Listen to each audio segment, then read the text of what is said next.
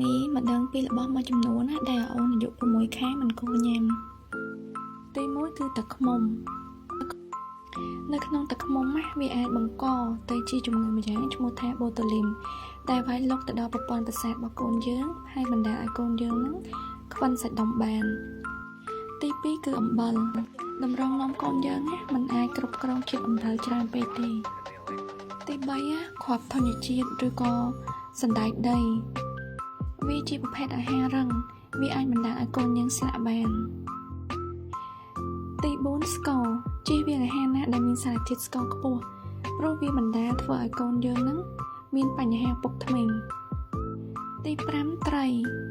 មួយចំនួនដែលមានសារធាតុប៉ារ៉ុតខ្ពស់យើងគួរតែជៀសវាងកុំឲ្យកូនយើងបរិភោគរួមទាំងផ្លែឈើមួយចំនួនដែលអាចធ្វើឲ្យកាពះកូនយើងមានបញ្ហាដូចជាផ្លែទំពាំងបាយជូរផ្លែក្រូចជាដើមព្រោះវាសម្បូរទៅដោយជាតិអាស៊ីតអាចប៉ះពាល់ដល់កាពះកូនយើងបានហើយកូនអាយុ6ខែមិនគួរញ៉ាំទឹកផ្លែឈើទេព្រោះវាបាត់បង់សារជាតិ fiber ដែលធ្វើឲ្យប៉ះពាល់ទៅដល់ការរំលាយអាហាររបស់កូនយើង